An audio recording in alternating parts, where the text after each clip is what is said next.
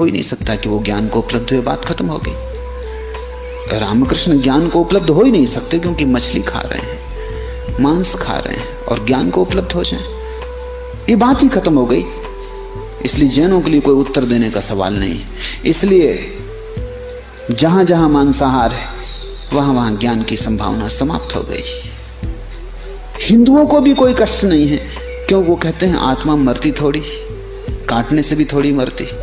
तुमने मछली को मार दिया, सिर्फ आत्मा को देह से मुक्त कर दिया, दूसरा शरीर धारण कर लेगी, इसलिए कोई अड़चन नहीं है। रामकृष्ण ज्ञान को उपलब्ध हो सकते हैं। अड़चन मुझे है, क्योंकि मैं मानता हूं कि रामकृष्ण ज्ञान को उपलब्ध हुए और वो मांसाहारी होना नहीं चाहिए, वो हुआ। साधारण नियम के हिसाब से जो नहीं होना था वो हुआ है। वो मांसाहार करते हुए परम ज्ञान को उपलब्ध हुए।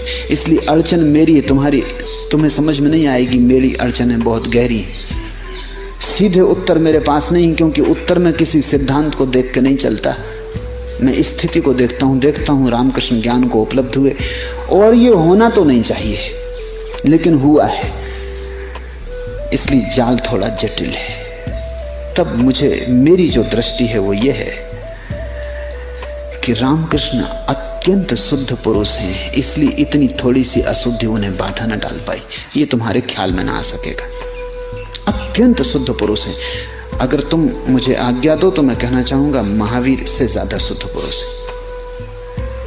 महावीर अगर मांसाहार करते या मछली खाते परम ज्ञान को उपलब्ध नहीं हो सकते थे, लेकिन रामकृष्ण हुए।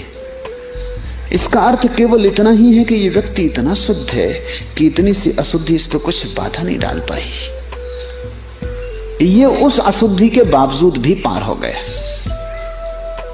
ऐसा ही समझो कि पहाड़ पर तुम चढ़ते हो, तो पहाड़ पर चढ़ने का नियम तो यही है कि जितना कम बोझ हो उतना ठीक। और अगर तुम मनोबोझ लेके सिर पे चढ़ रहे हो तो चढ़ना मुश्किल हो जाएगा। शायद तुम चढ़ने का ख्याल ही छोड़ दोगे या बीच के किसी पड़ाव पर रुक जाओगे। लेकिन फिर एक बहुत शक्तिशाली मनुष्य, कोई हरकुलिस, भारी वजन लेकर पहाड़ पे चढ़ रहा है और चढ़ जाता है। ये नियम नहीं है, ये आदमी, ये हरकुलिस नियम नहीं है। ये इतना ही बता रहा है कि इतना शक्तिशाली पुरुष है कि उतना सा वजन इसे चढ़ने में बाधा नहीं डालता। ये उस वजन के साथ चढ़ जाता है। तुम कमजोर हो, तुम उस वजन के साथ न चढ़ सकोगे। रामकृष्ण अपवाद है, नियम मत बनाना। 99 आदमियों को मांसाहार छोड़कर ही जाना पड़ेगा। महावीर बुद्ध को जाना पड़ा है मांसाहार छोड़कर, तो तुम अपनी तो फिक्र ही छोड़ देना, तुम अपना तो हिसाब ही मत लगाना, अपनी तो गणना ही मत करना। तुम महावीर और बुद्ध से ज्यादा पवित्र आदमियों की कल्पना भी कैसे कर सकते हो? उनको भी छोड़ देना पड़ा। उनको भी लगा कि ये बोझ है और ये बोझ अटकाएगा, यात्रा पूरी ना होने देगा, ये गौरी शंकर तक नहीं पहुंचने देगा, बीच में कहीं पड़ाव बनाना पड़ेगा, थक के बैठने जाना पड़ेगा। गौरी शंकर तक चढ़ते चढ़ते तो सभी बोझ छोड़ देना होता है। सत्व की आखिरी ऊंचाई पर तो सब चला जाना चाहिए, ये नियम है।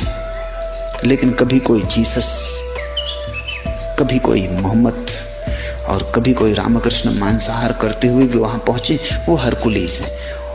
उनका तुम ज्यादा विचार मत करो, उनसे तुम्हें कोई लाभ ना होगा।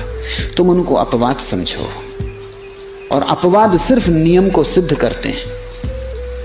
अपवाद से अपवाद सिद्ध नहीं होता, सिर्फ नियम सिद्ध होता है। उससे केवल इतना ही पता चलता है कि यह भी संभव है अपवाद क्षणों में कि कोई व्यक्ति इतना परम शुद्ध हो जाए